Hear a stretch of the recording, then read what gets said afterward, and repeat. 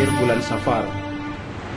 Kurang lebih 10 hari lagi kita akan masuk dalam bulan Rabiul Awal. Dan bulan Rabiul Awal adalah merupakan bulan kenabian.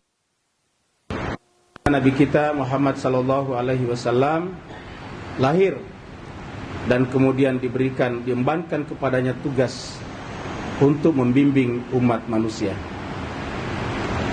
Apakah gerangan tugas pertama dan utama yang diemban oleh Nabi kita Muhammad sallallahu alaihi wasallam, bahkan seluruh nabi-nabi samawi sebelumnya? Jawabannya adalah sama dan satu, yaitu memperkenalkan manusia kepada Allah Subhanahu wa taala.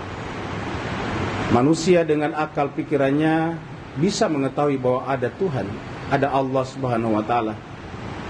Manusia dengan berpikir rasional, mereka bisa mengakui bahwa di antara hukum sebab akibat pasti di puncaknya ada sebab yang paling tinggi yang tak tersebabkan lagi. Di antara semua yang tercipta pasti ada pencipta. Akal pikiran manusia bisa mengetahui itu.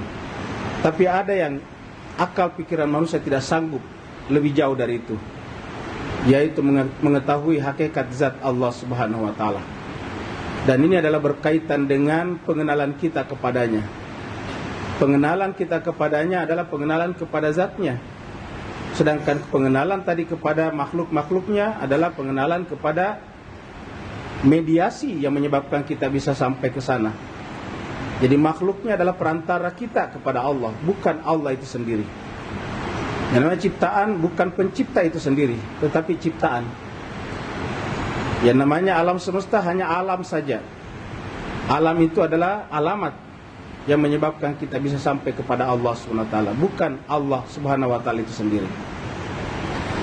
Akal pikiran manusia tidak sanggup sampai kepada hakikat zat Allah Subhanahu wa taala. Nabi kita mengatakan tafakkaru fi khalqillah wala tafakkaru fi zatillah. Kalau mau berfikir menggunakan akal pikirannya, maka fikirkanlah ciptaannya. Tetapi la tafakkaru fi zatillah. Janganlah berfikir tentang zatnya, karena tidak mungkin akal pikiran kita sampai ke sana. Karena setiap akal pikiran manusia berfikir harus minimal ada dua. Ada namanya genusnya dan ada namanya diferensianya. Kalau tidak ada genusnya, tidak ada golongannya dan tidak ada pembedanya, maka akal pikiran manusia tidak akan pernah bisa sampai ke sana. Akal pikiran manusia bisa memikirkan sesuatu yang sebelumnya diabstraksi dari alam nyata. Ketika tidak pernah bisa diabstraksi dari alam nyata, maka akal pikiran manusia tidak akan mungkin sampai ke sana. Maka atas dasar itulah, karena kepemurahan Allah Subhanahu wa taala, lalu kemudian Allah mengutus nabi dan rasul kepada kita semuanya. Di dalam hadis dikatakan tadi bahwa innama buistu, ada yang mengatakan wa ma buistu illa liutammima makarimal akhlak. Jadi ada yang mengatakan innama buistu liutammima makarimal akhlak, ada hadis mengatakan wa ma buistu illa liutammima makarimal akhlak. Tiadalah aku diutus kecuali dalam rangka menyempurnakan akhlak. Apa yang dimaksud dengan akhlak? Akhlak ada dari kata khalaqah, ciptaan, dan ciptaan adalah merupakan jelmaan daripada penciptanya. Jadi yang namanya ciptaan adalah merupakan hasil kreativitas, merupakan manifestasi daripada penciptanya. Dan karenanya akhlak adalah manifestasi daripada Al-Khaliq.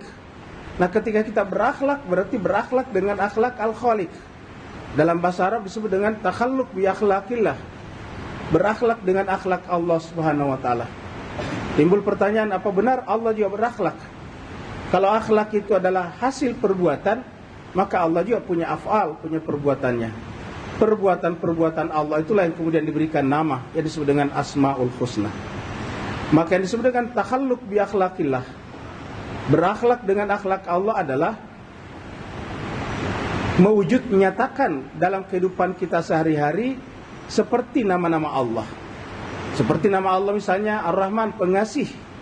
Maka sejatinya orang yang beriman, manusia yang beriman kepada Allah, manusia yang senantiasa beribadah kepada Allah, manusia yang selalu takarrub ataukah mendekatkan diri kepada Allah, maka harusnya berhasil menyerap rahmannya Allah Subhanahu wa taala, sehingga dalam tindakan sehari-harinya penuh dengan kasih, penuh dengan cinta. Jadi kesimpulannya, dengan ilmu, dengan belajar, kita bisa mengenal Allah Subhanahu wa taala. Dan dengan mengenal Allah Subhanahu wa taala, maka kita akan menyerap daripadanya nama-nama Allah. Semua nama Allah yang 99 bisa kita serap, sehingga kemudian menjadi bagian daripada jiwa kita. Ketika menjadi bagian daripada jiwa kita, akan bertindak dengan nama-nama itu. Bertindak dengan nama-nama itu disebut dengan takhalluk bi akhlaqillah, berakhlak dengan akhlak Allah. Yang paling pertama Allah Subhanahu wa taala ajarkan kepada manusia pada saat pertama kali diciptakan adalah mengajarkan nama-nama. Di dalam surat Al-Baqarah Allah Subhanahu wa taala berfirman, wa 'allama Adamal asma'a kullaha. Dan yang pertama Allah lakukan kepada Adam adalah mengajarkan kepada Adam al-asma'a. Asma ini adalah nama-nama, Asmaul Husna maksudnya. Al-asma'a kullaha, semua nama-nama. Jadi aslinya sejatinya manusia punya potensi untuk berakhlak dengan akhlak nama-nama tersebut, dengan akhlak Asmaul Husna tersebut. Di dalam Al-Quran dikatakan walillahil asmaul husna fada'uhu biha. Allah itu memiliki Asmaul Husna, fada'uhu biha, serulah dia. Apa artinya serulah dia? Bisa bermakna berdoalah, bisa juga bermakna mendekatlah kepadanya, panggillah dia, dekatilah dia dengan berakhlak dengan nama-nama tersebut.